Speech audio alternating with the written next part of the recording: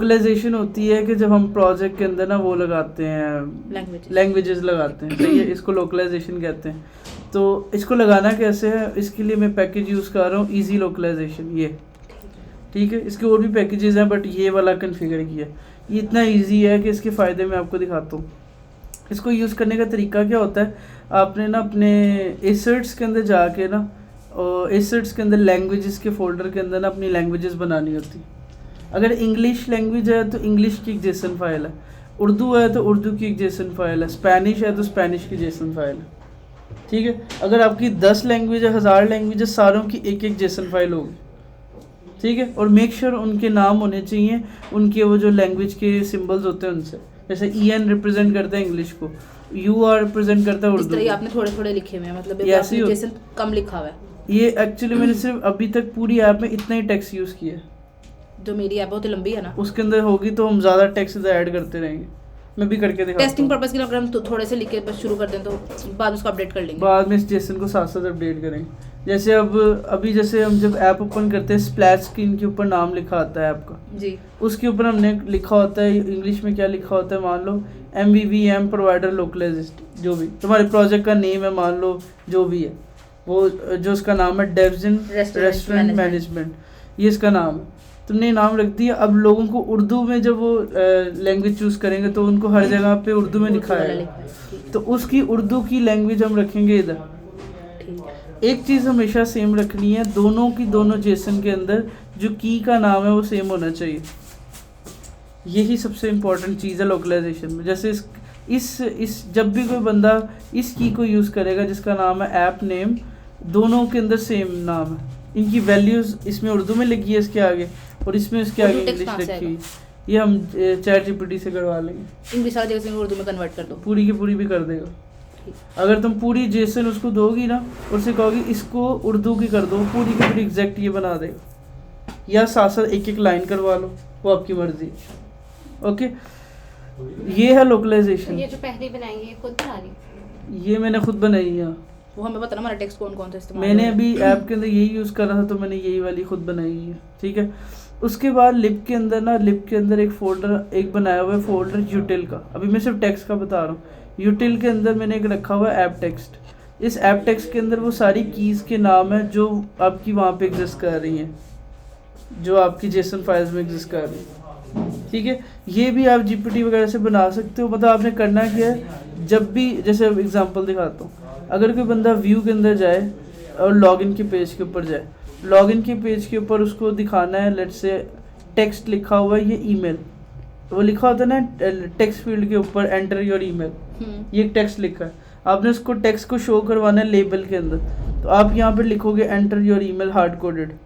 But इसकी जगह आपने क्या करना है, आपने लिखना है ऐप टेक्स्ट जो क्लास है डॉट पासवर्ड, उसमें या ईमेल, यहाँ पे मैंने रखा हुआ है कि एक की है ईमेल, ये बाय डिफॉल्ट लिखा आ रहा होगा, हमें लिखना नहीं पड़ेगा। हम यहाँ पे जो कीज़ बनाएंगे वो सारी डॉट करके एक्सेस हो जाएंगी। इस की के अगेंस्ट, जैसे भी वेलकम है, आपने कहीं वेलकम दिखाना है, वेलकम के लिए आप लिखोगे app text dot welcome, welcome के अगेंस्ट की है, ये की के नाम से इनके अंदर यहाँ पे कुछ ना कुछ पड़ा होगा। देखो वेलकम के अगेंस्ट वेलकम है और उर्दू में वेलकम के अगेंस्ट खुशामदीद है, खुशामद। ओके, तो यहाँ पे हमारा आ गया ऐप टेक्स्ट डॉट ईमेल, और एंड पे लिखना है डॉट TR। ये TR इजी लोकलाइजेशन का, आपने सिर्फ लिखना है app text dot email, app text dot password, जब भी टेक्स्ट वगैरह देने, app text dot welcome, app text dot this और एंड पे डॉट TR सिर्फ। ये डॉट TR क्या करेगा, जब आप जब इसका एक फंक्शन है चेन लोकलाइजेशन करोगे, ऑटोमेटिकली आपकी पूरी ऐप लेफ़्ट टू राइट हो जाएगी। जैसे उर्दू में नहीं होता, लिखते हैं वो AR, ये डॉट TR क्या करेगा, ऑटोमेटिकली पूरी की पूरी टेक्स्ट फील्ड को स्वाइप कर देगा, आपकी ऐप बार ऑटोमेटिकली उल्टी हो जाएगी। ये इजी लोकलाइजेशन इतना पावरफुल है कि आपकी पूरी ऐप को उर्दू के हिसाब से अलाइन कर दे। और जो लैंग्वेजेस राइट से शुरू होती हैं राइट में रखेगा, जो लैंग्वेजेस इस लेफ़्ट से शुरू होती है लेफ़्ट में करेगा, सिर्फ ये एक फंक्शन से। तो हमने जितना टेक्स्ट है ऐप के अंदर, कोई भी टेक्स्ट हार्ड कोडेड नहीं यूज़ करना। मतलब मैंने जैसे इस तरह से कोई टेक्स्ट हार्ड कोडेड नहीं यूज़ करना। हमने जितना भी टेक्स्ट यूज़ करना है पहले उसको रखना है इसके अंदर जेसन फाइल में, और उसको रखना है फिर एट दिन एक्सेस करना है इस तरह से ऐप टेक्स्ट और दिस करके। ये वो सारा टेक्स्ट होगा जो हमें एपीआई से नहीं आ रहा। जो टेक्स्ट हमें एपीआई से आ रहा है उसके ऊपर हम ये नहीं कर सकते, सिर्फ ये उस पर अप्लाई होगा जिसके जो हम हार्ड ऊपर कोडेड दे रहे हैं। जो हम हार्ड कोडेड दे रहे हैं। जैसे हमने हेडिंग्स देनी होती है, जैसे हमने कोई टेक्स्ट हार्ड कोड लिखना होता है, जैसे तुम्हारे 2 टैब बने एक्टिव और इनएक्टिव, वो जो Active order का, टेक्स्ट new order का। है वो जो टेक्स्ट लिखा है एक्टिव और इनएक्टिव टैब के ऊपर, वो एक्चुअली ये इनसे आ रहा होगा, क्योंकि वो तो चेंज नहीं होना, वो तो हार्ड कोडेड लिखा हुआ है। तो इन जो short, डेटा का वो सिर्फ एपीआई से जो आता है। डेटा एपीआई से आ रहा है वो नहीं हम लोकलाइजेशन करते, सिर्फ वो डेटा करते हैं जो हमारी ऐप में हार्ड कोडेड है। जैसे अभी लोगो ऐप है, उसके अंदर सारे फीचर नीचे बैकग्राउंड लिखा है, ये लिखा है, वो सारे टेक्स्ट जो उनसे हैं वो उनके रिप्रेजेंटेटिव जेसन्स में बने होंगे और उनकी उर्दू इंग्लिश बनी होगी, और उनकी जो की का नाम है वो हमने यहाँ यूटिल्स के अंदर, इसके अंदर ऐप टेक्स्ट के अंदर रखना है यहाँ पे। ओके, ये हमारा प्रोसेस है टेक्स्ट को यूज़ करने का, लोकलाइजेशन को यूज़ करने का, बस। इसके अलावा अगर आपने इमेजेस यूज़ करनी है, आपको कोई भी इमेज यूज़ करनी है, वो आपने इंसर्ट्स में रखी है, कहीं पे भी रखी है, आपने यहाँ पे उसको एक वेरिएबल के अगेंस्ट रखना है। आपने जब इमेज यूज़ करनी है, एक्सेप्ट रखने के बाद भी यहाँ पे रखना है। इमेज का जो पाथ है वो यहीं पे रखना है। कल को आप कोई भी चीज़ चेंज करते हो, जैसे अभी एसेट्स के अंदर इमेजेस के फोल्डर के अंदर इमेजेस हैं, ठीक है, तो आपने यहाँ पे लोगो एक वेरिएबल, जब भी अब आपको कभी लोगो यूज़ करना है, आप लिखोगे क्लास का नेम इमेज पाथ डॉट लोगो। मुझे भी समझा दो पर वहाँ से की बात सुन। इधर आओ मेरे साथ, please come here. Okay okay, English Urdu दोनों में करनी है? क्या करनी ये है? इंग्लिश उर्दू दोनों में करनी है? सारी ऐप इंग्लिश उर्दू स्पेनिश कभी इन सब में होंगे, अभी तो सिर्फ 2 रखी है, इंग्लिश दो ही उर्दू काफी है। है। अभी ये सिर्फ 2 है। कल को हमें नहीं, तो सिर्फ वो तो आसान ही है सिर्फ। कल को हमें मल्टी लैंग्वेज डालनी होगी ना, हमने सिर्फ यहाँ पे एक इसकी फाइल बनानी एआई है। से वो जेसन बनवानी है, यहाँ पे फाइल ऐड करनी है एंड डन। पहली दफा मुश्किल होती है, बाद में बस आसान। पहली दफा 2 लैंग्वेजेस को हमने करना होता सेटल, वो हो गई ना पूरी ऐप में, तो हमारा सारा कुछ वो सेट तो हो वो गया। आपने भाई ने बताया था ना, वो जो नीचे बना टर्मिनल में जो लिखते कोड्स वगैरह, उसकी वजह से बहुत आसानी हो गई थी, जिसमें वेरिएबल्स वगैरह लिखे हुए थे, ये ऊपर नीचे हुए थे ना, तो उसने एक फाइल जनरेट करके हाँ दी हाँ हाँ हाँ थी, हाँ। जिसके जरिए से ना वहाँ से देख के सारा से करेक्ट कर ली थी। जो आपने बनाई हुई थी उसके अंदर काफी सारे एरर थे, कुछ 10-12 एरर में आए हुए थे। वो जब सही हुई थी ना, तो वो सारे जब हमारा जो एरर आ रहा था वो याद करें, मुझे याद है डुप्लीकेट की वजह वो से। डुप्लीकेसी की वजह से वो वहाँ पर गलत कर रहा था। चलो वो ओके। अच्छे थे। नेक्स्ट जो उनसा है ना, हमारे यहाँ पे एक बना हुआ है इमेज पाथ का। इमेज पाथ के अंदर हमारी सारे के सारे जितनी भी इमेजेस यूज़ करनी, कहीं पे भी इस तरह हार्ड कोडेड नहीं लिखनी, लिखना है सिर्फ class name image path dot logo, image path dot back arrow, जो भी इमेजेस हैं वो सारी एसेट्स में रख ली, वहाँ से इसको एक्सेस कर लिया। ये वे होना चाहिए। ये यूटिलिटीज में लिखने सारा। ये सारे यूटिल का सिर्फ फोल्डर है। कलर्स का वो बताया हुआ आपको, Colours ऐप तो कलर्स पता डॉट और अगर फॉन्ट फैमिली लगानी हो वो भी इसमें लगेगी। फॉन्ट फैमिली के लिए अभी नहीं मैंने किया इसमें, वो मैं बताता हूँ उसका क्या करेंगे। वो ऐप का फॉन्ट चेंज करना है सर बाद। हाँ Obviously, ऑब्वियसली वो जो फॉन्ट। आपका जो वहाँ पर दिया हुआ है उसमें लगाएंगे। ओके, इसके अलावा टोस्ट होंगे जो आपकी स्नैक बार्स आती हैं, उसको टोस्ट कहते हैं, तो उसके लिए भी क्लास बनाई है toast service dot show. Error दिखाना है तो डॉट शो एरर। जैसे कल रात तुम्हारे उसमें एरर आया था, वो रेड कलर के उसमें आया था, तो डॉट शो एरर के लिए की अलग टोस्ट है, और आपको अगर कोई नॉर्मल टोस्ट दिखाना है उसके लिए ये टोस्ट है, ठीक है। और इसके लिए फ्लटर के अंदर टोस्ट पैकेज यूज़ किया हुआ है मैंने। और इसके अलावा ये तो हमारा ऑटोमेटिकली जनरेट होगी स्नैप बार। जब ये आप वाला package स्नैक use बार करने यूज़ से। करनी है, हाँ आपने से लिखना है टोस्ट सर्विस डॉट शो लिखोगे तो शो हो जाएगी। अगर आपको और एरर अगर शो हमारे कराना प्रोजेक्ट में इस तरह की चीजें यूज नहीं हो रही तो फिर उसको नहीं छेड़ेंगे। हाँ, मतलब नहीं मेरे चलेगा। उसमें दिया ना टोस्ट डिजाइन होती में है, दिए। मतलब हाँ। मतलब मान लो एक आइटम पहले से ऑलरेडी एडिड है, या फिर कोई ऐसा केस Update आता है करने के लिए है, आपको उसको मैसेज edit दिखाना करने ही के यूजर लिए को। है। तुम्हारे डिज़ाइन में आई थिंक नहीं है इतना मेरे यूज। डिजाइन में है ये। हाँ तो बस उसमें होगा, एडिट भी है, अपडेट भी है। पिन। गुड हो गया। हाँ एकदम दो। अच्छा, इसके अलावा यहाँ पे क्या सीन हो रहा है। ओके, मैं बंद करता हूँ, दोबारा लिप के अंदर जाता हूँ। लिप के अंदर एक बना है कंपोनेंट्स का फोल्डर, सबसे कस्टम important। विजिट वाला। यहाँ पे कस्टम विजेट्स होंगी सारी, सही है। क्या दोबारा बताइए। हमारा जो कंपोनेंट्स का फोल्डर है ना, उसके अंदर होंगी कस्टम विजेट्स, ठीक है। उसके अंदर होंगी कस्टम विजेट्स, जैसे हमारी टेक्स्ट फील्ड है, बटन्स हैं, वो सारे के सारे इधर होंगे कस्टम विजेट्स के और अगर अंदर। कंटेनर एक बार रिपीट हो रहा है वो भी इसमें बना वो है। इधर सिर्फ वो विजेट्स होंगी जो पूरे प्रोजेक्ट में मल्टीपल स्क्रीनों पे यूज़ हो रही। जैसे कि एक नहीं टेक्स्ट वो एक फील्ड स्क्रीन पे एक से 3-4 कंटेनर्स हैं चाहे 10 दफ़ा है, तो इसी में बना लें। और वही बट वही वाला कंटेनर जो है किसी और पेज पे भी यूज़ हो रहा है तो वो बनेगा इधर। ओके, मान लो एक तुमने अपने सेक्शन में एक कंपोनेंट बनाया, वो सेम फिजान के सेक्शन में यूज़ हो रहा है, तुमने देख लिया। अब तुम क्या करोगे, कस्टम विजिट कंपोनेंट्स में रखोगे। कंपोनेंट्स में रखने का फ़ायदा ये है, इसमें सारे वो होंगी जो पूरी ऐप में एक्सेस होंगी चीज़ें। ओके, उसके बाद आपका व्यू के अंदर कैसा किया, व्यू के अंदर फोल्डर्स बना दिए, जितना भी लॉगिन के फाइल्स हैं वो सारी इसमें होंगी, जितनी भी होम पेजेस होंगी इसमें होंगी। जैसे तुम्हारे प्रोजेक्ट के अंदर 4 टैब्स हैं, वो प्रोडक्ट का एक फोल्डर होगा, उसका फोल्डर होगा, हर एक के फोल्डर के अंदर उसकी फाइल्स होंगी। डैशबोर्ड प्रोडक्ट क्या मतलब जैसे डैशबोर्ड है और क्या है, प्रोडक्ट है, ऑर्डर, प्रोडक्ट है, ऑर्डर है, ये सारे 4 टैब्स हैं। तो आपके बेसिकली 4 डिफरेंट व्यूज हैं। ऑर्डर के अंदर तुम्हारे अलग से स्क्रीन्स है, ऑर्डर के अंदर ऐड टू कार्ट मतलब 4 फोल्डर बनेंगे जिसमें 4 आपको 2 फोल्डर्स बने हुए हैं। होंगे। यस, सही है। अपना अपना नाम रखेंगे, मतलब जो भी होगा। हाँ, जैसे अभी प्रोडक्ट पे कर रहे प्रोडक्ट का फोल्डर बनाएगा, उस फोल्डर के अंदर वो अपना वो प्रोडक्ट की जो फाइल है वो रखेगा, प्रोडक्ट व्यू करके, प्रोडक्ट व्यू डॉट डार्ट। ठीक है, उस प्रोडक्ट व्यू के अंदर कुछ ऐसी चीज़ें भी हो सकती, कुछ ऐसे बटन हो सकते हैं जो सिर्फ इस व्यू के लिए चाहिए, वो इस कस्टम विजिट के अंदर होंगे।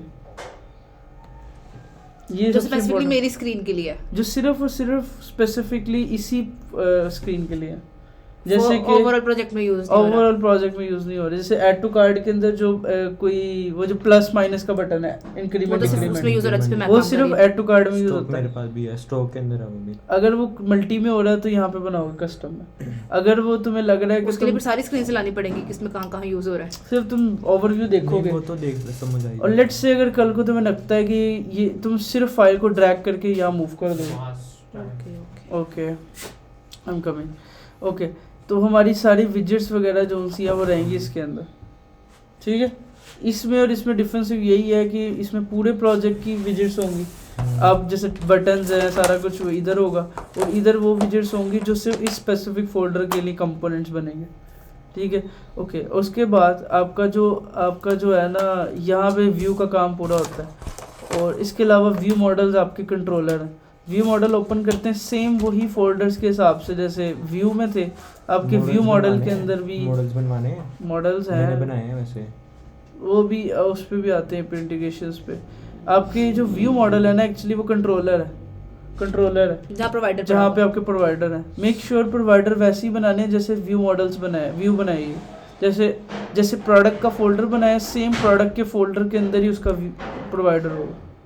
जैसे मैंने गिल्ड भी इस्तेमाल किया, उसके अंदर लिस्ट जो लगाई मैंने मैप लिस्ट, तो मैप लिस्ट के अंदर जैसे इस्तेमाल करा ना, उसके लिए एक मॉडल बना था। हाँ, ओके। वो रखा किधर था? वो एक मॉडल की फाइल के अंदर। मॉडल नहीं, व्यू मॉडल का मतलब होता है कंट्रोलर। इधर नहीं, मैंने इसके अंदर नहीं रखा था, मैंने मॉडल वाली फाइल। मैं समझ गया हूँ, वो मॉडल्स हैं ये, बट ये है व्यू मॉडल। व्यू मॉडल मतलब कंट्रोलर, जहाँ पे आप अपनी प्रोवाइडर की फाइल रखोगे। व्यू मॉडल का मतलब है आपकी प्रोवाइडर फाइल, इन शॉर्ट। जैसे आपके MVC के अंदर कंट्रोलर का फोल्डर होता है, इधर व्यू मॉडल का मतलब है कंट्रोलर। ठीक है, ये इक्वलेंट टू दिस है। ठीक है, इसके अंदर स्पेशल चीज़ क्या है, उसमें आप कंट्रोलर के अंदर एक फोल्डर बनाते थे, उसके अंदर सारी प्रोवाइडर फाइल रखते थे, बट इसमें एक्चुअली कैटेगराइज हो गया फोल्डर के हिसाब से। मतलब अगर आपका होम पेज है ना, तो होम पेज का ही एक फोल्डर बनेगा, उसी में उसका स्पेसिफिक कंट्रोलर होगा। ठीक हो, ओके, मतलब होम स्क्रीन का सारा प्रोवाइडर के जो फंक्शंस है वो इसी में वो पड़े इस होम के फोल्डर के अंदर home view model dot dart के अंदर होंगे। ओके, इसी तरह से प्रोडक्ट का फोल्डर है, प्रोडक्ट के अंदर एक प्रोडक्ट का फोल्डर बनेगा व्यू मॉडल में, और उसके अंदर इसका क्या कहते हैं, प्रोडक्ट व्यू डॉट डार्ट की फाइल होगी, और उसमें इसकी सारी की सारी व्यू मॉडल की फाइल्स रखी होंगी। Okay, same as it is authentication के अंदर देखो। ऑथेंटिकेशन के अंदर मैंने ऑथ के अंदर मान लो यहाँ पे एक लॉगिन का व्यू बनाया, एक साइन अप व्यू बनाया, तो इसी तरह से ऑथ के अंदर साइन अप का कंट्रोलर अलग बनाया और लॉगिन का अलग बनाया, और उनके कंट्रोलर्स ये अलग रखे हुए। यहाँ ये तक स्क्रीन किसने बनानी है? मैंने तो नहीं बनाई अभी, पहले बनाई थी। ये हम करते हैं डिज़ाइन, ये बनी हुई है, डिजाइन बनी हुई है, है। मुझे पता है। इसको किसको करना है वो कर लेते हैं, बात बताएगा। इधर तक तो ओके है ना, इधर तक तो कोई गड़बड़ नहीं है। कंपोनेंट्स कैसे बनाने हैं, टेक्स्ट को कैसे यूज़ करना है। पहले 4 कौन से फोल्डर थे? पहले 4 मतलब मॉडल, कंपोनेंट, कौन से फोल्डर्स थे? पैटर्न कौन सा था? ये MVVM है ना, तो इसमें पहले कौन से फोल्डर्स बनते हैं? इसमें व्यू होता है आपका, व्यू होता है आपकी जो थोड़ा सा बंद डिज़ाइन है, हाँ, थोड़ा सा आगे। UI डिज़ाइन है, फ्रंट एंड बैक डिज़ाइन है, व्यू है आपका, व्यू है। इसके अलावा व्यू मॉडल आपका MV वो कंट्रोलर कंट्रोलर है, है। और आपका जो मॉडल्स फोल्डर है वो APIs के लिए जो बनता है, जो भी लास्ट टाइम मैंने बताया आपको। ठीक है, मैं 3 ही फोल्डर बनेंगे इसके अंदर। इसमें बनेंगे 3 ही, बट ये कुछ एक्स्ट्रा फोल्डर्स हैं, रिपोजिटरी, सर्विसेज, यूटिल्स, ये तो एक्स्ट्रा वो होते उसके हैं। आगे से है ना चीज़ें। और कंपोनेंट्स, सबसे इम्पोर्टेंट चीज़ है कंपोनेंट्स। इसमें आपको समझ आनी चाहिए कि क्या चीज़ पूरे प्रोजेक्ट में यूज़ हो रही है, क्या चीज़ सिर्फ इसमें यूज़ हो रही है। जैसे एक बटन बनाते हो, बटन पूरे प्रोजेक्ट में यूज़ हो रहा होता है, हाँ। एक ही तरह का बटन होता है, तो आप एक जैसे कस्टम वो बटन add बना का लो। बटन है। बिल्कुल। इसके अलावा आप एक कार्ड बनाते हो, जैसे वो प्रोडक्ट जिसको ऐड टू कार्ड नहीं कह रहा, ऐड टू कार्ड पे जो एक कार्ड वो बना, एक और भी है वो बार, इसके अंदर सारे डैशबोर्ड प्रोडक्ट हुआ है, वो हर स्क्रीन पे यूज हो रहा है। अगर वो हाँ हर स्क्रीन पे हो रही है तो मैंने यहाँ बना पे लिया। बनेगी, वो मैं इसमें डाल वो दूँ, इसमें रखोगे। अगर वो हर स्क्रीन पे यूज़ हो रही है, हर स्क्रीन पे। और अगर कोई चीज़ सिर्फ उस स्क्रीन पे यूज़ हो रही है और अभी आपको नहीं श्योरिटी, तो आप उसको अपनी विजिट में रखो। और आपको अगर कहीं दूसरी जगह पे वो दिख जाती है, आपने मूव कर देना सिर्फ कंपोनेंट्स में, हर कोई उसी को एज इट इज़ यूज़ कर रहा होगा। ओके, तो ये एक्चुअली सारा सीन है कंपोनेंट्स का। और इसके अलावा क्या कहते हैं, ये सीन है मॉडल्स का। मॉडल्स के अंदर हम मॉडल्स के बारे में मैंने बताया, वो APIs की वो बनते हैं मॉडल्स, जो लास्ट टाइम बताया। इसके अंदर आप कैटेगराइज भी कर सकते हो, जैसे इसके किया हो, जैसे ऑथ के मॉडल ऑथ के अंदर, या आप मॉडल्स को डायरेक्ट रखना चाहो वो भी पॉसिबल है। वो ओके, सिर्फ अपने स्क्रीन के रखने हैं या ओवरऑल प्रोजेक्ट के रखने हैं? ओवरऑल प्रोजेक्ट्स के मॉडल्स उनसे होते हैं, वो इसी तरह से ही होते हैं। और लास्ट चीज़ जो उनसी है वो क्या है, वो मैं आगे आके बताता हूँ फिर।